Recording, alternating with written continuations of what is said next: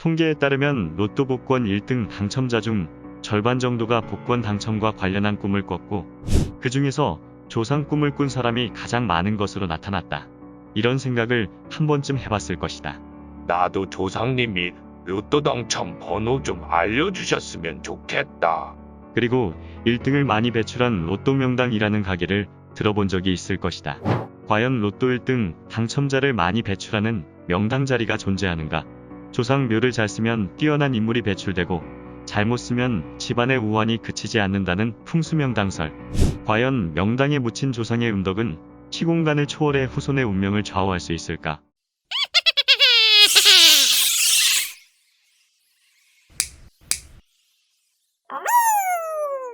사람들이 죽어서도 원한다는 명당의 조건은 과연 무엇일까? 수천 년의 풍화작용으로 깎이고 다듬어져 만들어진 명당을 풍수학에서는 혈이라고 부른다. 옛말에 뼈대 있는 집안이다 하는 말이 있다.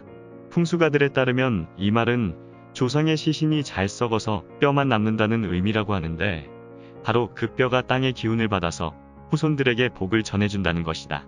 땅에 묻힌 조상의 시신과 자손들 간에는 어떤 기감이 있길래 그 기운을 전달받는 것일까? 사람은 각 개인마다 영혼이 내 몸 안에 존재하고 있다. 심령학자들은 이에 대하여 산 사람에 머물고 있는 영혼은 생령이라 하고, 죽은 자들의 영혼은 사령이라 한다.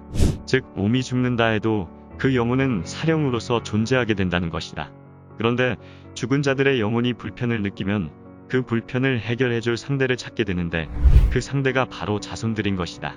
사령이 불편을 느끼는 경우는 크게 두 가지로서, 첫째는 평소에 원한을 풀지 못하고 한이 맺혀 죽었느냐 하는 것이고, 또 하나는 자신이 생전에 몸을 담고 있던 육신이 묻혀있는 자리가 나쁠 때로서 불편을 겪게 된다는 것이다. 죽기 전에 특별히 맺힌 한이 없었고, 또한 그 육신이 묻힌 자리가 편안할 때 그 사령은 안식을 찾게 된다는 것이다. 바로 이 두 가지가 일치됐을 때 비로소 육신이 묻힌 자리를 명당이라고 할 수 있는 것이다. 그런데 이것을 모르는 대다수의 사람들은 뜬구름 잡듯 명당을 찾아 헤매게 되는 것이다. 이렇듯 명당은 생전의 덕을 쌓고 베품의 삶을 살아감으로써 나 스스로 만들어 가야 하는 것이다. 이에 못지않게 육신이 묻힐 자리 또한 중요한데, 거미줄 같은 수맥에 조금이라도 걸리게 되면 수맥에서 발산되는 음습한 파장과 수맥파가 갈라놓은 크랙 부분으로 흐르는 물기에 의하여 누렇게 발효되어야 할 유골이 부패가 되며, 그 영향으로 나무 뿌리나 각종 벌레의 침범을 받게 된다.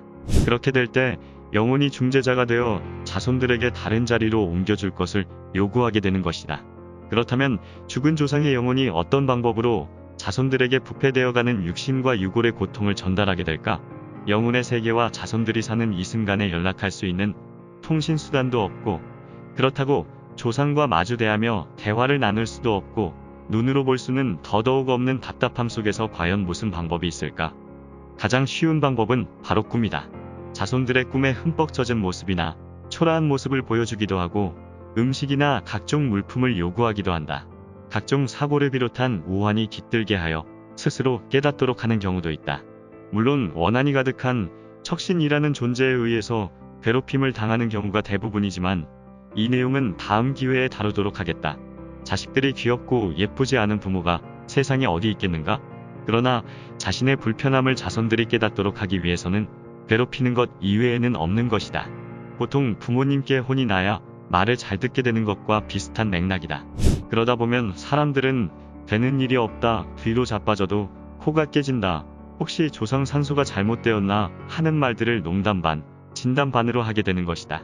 내가 잘못되면 조상 탓이고 잘되면 내가 잘해서 라는 말이 괜히 나오는 게 아니다.